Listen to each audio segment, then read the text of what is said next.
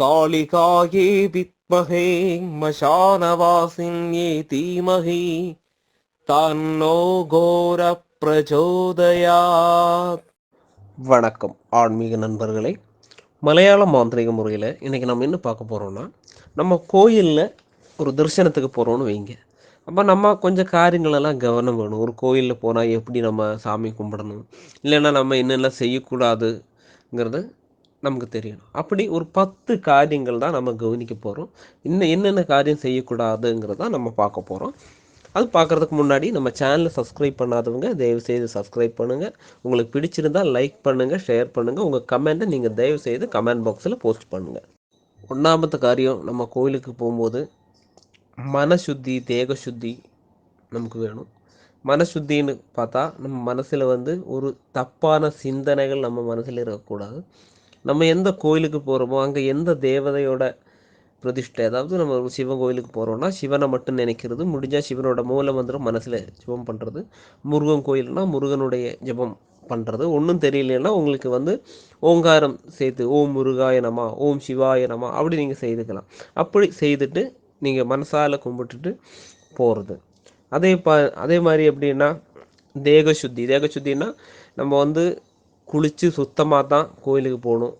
அதே மாதிரி இந்த துணி பழைய துணி போட்டு போகிறது, அழுக்கான துணி அந்த மாதிரி கூடாது. இருந்தால் குளித்து முடித்து புதிய துணி போடுறது, இல்லைன்னா சுத்தமான உங்கள்கிட்ட இருக்கிற நல்ல துணி நீங்கள் போட்டுட்டு போனால் தான் உங்களுடைய மனசுக்கும் அந்த ஜெபத்துக்கும் ஒரு பவர் கொடுக்கறதுக்கு இந்த ட்ரெஸ்ஸும், அதாவது தேகசுத்தி மனசுத்தி இல்லை இந்த வஸ்திரங்கள் துணிகள் கூட படும். அது நம்ம கண்டிப்பாக அது ஒன்று கவனம் வேணும். அதுக்கு பிறகு பெண்களாக இருந்தால் முடி அழித்து கோயிலில் போகக்கூடாது. அதுவும் உங்களுக்கு கவனம் வேணும். முடி அழித்து போட்டு கண்டிப்பாக கோயிலுக்கு போகக்கூடாது. அது ரொம்ப ரொம்ப தவறு.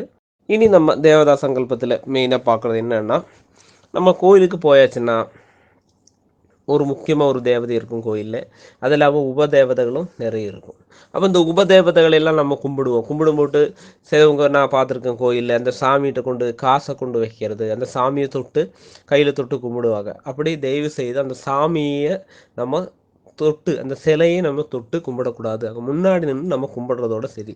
அதை கும்பிடும்போது எப்படி கும்பிடணும்னா, ஒரு சிலையை அபிமுகீகரித்து, அதாவது நேராக நடைக்கு நேராக நின்று கண்டிப்பாக நம்ம கும்பிடக்கூடாது. ஒரு சர்க்கிள் சைடாக நின்று தான் நம்ம சாமியை கும்பிடணும். அப்போ தான் அந்த தேவதைக்கு உள்ளே இருக்கிற அந்த பாசிட்டிவ் எனர்ஜி நம்மளை சரியாக சேருங்கிறது தான் அதோட ஐதீகம். அப்போ அப்படி தான் கண்டிப்பாக கும்பிடணும். அதுபோல் நம்ம ஒரு சாமியை கும்பிடும்போது அங்கேருந்து ஒரு திருநீர் இல்லைன்னா சந்தனம் நம்ம அதை எடுப்போம். அதை எடுத்து நம்ம வச்சதுக்கு பிறகு இந்த பாக்கி வர்றதை சிலவங்க இந்த கோயிலில் மதில் கட்டுலேயோ அங்கே எல்லாம் தூணிலையோ தேய்ப்பாங்க. அது இந்த கோயில் நிர்மாணத்தில் சொல்கிறது எப்படின்னா, விக்கிரகம் மட்டுமல்ல, அந்த கோயிலுக்கு கூட சுற்று மதில் எல்லாமே தேவதையோட தேக சங்கல்பம் தான். அதாவது அந்த தேவதையோட உடம்புங்கிற சங்கல்பம் தான். அப்போ தயவு செய்து அந்த கோயில் இருக்கக்கூடிய ஒரு தூணிலேயோ அதே மாதிரி செவுத்துலேயோ அந்த குங்குமம் இல்லைன்னா சந்தனம் நம்ம வச்சது பாக்கி தேய்க்கிறது அந்த தேவதை மேலேயே தேய்க்கிறதுக்கு சமம். அப்போ தயவு செய்து அப்படி கண்டிப்பாக நம்ம செய்யக்கூடாது. அதுவும் ரொம்ப ரொம்ப தவறு. அது மாதிரி அந்த கோயில் இருக்கக்கூடிய பலிக்கல்லுகள் இருக்கும். அந்த பலிக்கல்லில் சிலவங்க சவுட்டுவாங்க. சவுட்டுறது தப்பு. அது சவுட்டினாலும் அதை தொட்டுநூறு வைப்பாங்க, தொட்டு கும்பிடுவாங்க. அவள் பலிக்கல்லில் சவுட்டுறது தப்பு. அது சவுட்டினாலும் நீங்கள் மறுபடியும் தொடுறது மறுபடியும் தப்பு. அப்போ நீங்கள் பலிக்கல்லில் நீங்கள் சவுட்டவோ தொடவோ நீங்கள் செய்யக்கூடாது. அது நீங்கள் முக்கியமான கவனம் வேணும். அது மாதிரி இந்த திரி எரிஞ்சிக்கிட்டு இருக்கும், நிலவிளக்கு இல்லைன்னா பெரிய கருங்கல்லில் கொத்தனையில் விளக்கு எரிஞ்சிட்ருக்கும்.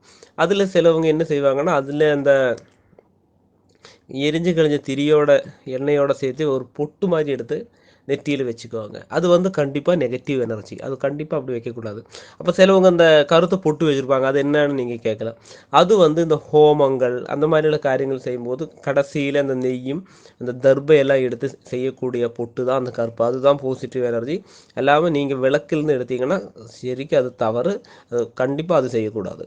இது மட்டும் அல்லாமல் நம்ம ஒரு கோயிலில் முக்கியமாக கவனிக்க வேண்டியது என்னன்னு கேட்டால், நம்ம கோயிலுக்குள்ளே கடந்த பிறகு நம்ம நல்ல எல்லோரும் கேட்குற மாதிரி இல்லைன்னா பெருசாக பேசுவோம் இல்லையா, சவுண்டாக பேசுறது, அந்த மாதிரி உள்ள காரியங்கள் கண்டிப்பாக கூடாது. அது ரொம்ப ரொம்ப தப்பு.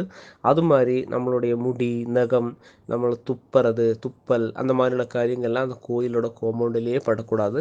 அது படுறது நமக்கு சரிக்கும் தோஷம்தான். அது அந்த தேவதையோட சைதன்யத்துக்கு நம்ம களங்கம் உண்டாக்குறது, அந்த கோயிலுக்கு நம்ம தோஷம் செய்கிற மாதிரி. அப்போ அந்த பாவம் நமக்கு வரும். அது கண்டிப்பாக இந்த காரியங்களை நீங்கள் கண்டிப்பாக கவனத்தோடு நீங்கள் கோயிலுக்கு போய் கும்பிடுங்க. கண்டிப்பாக உங்களுக்கு அந்த தேவதையோட கடாட்சம் உங்களுக்கு கிடைக்கும்.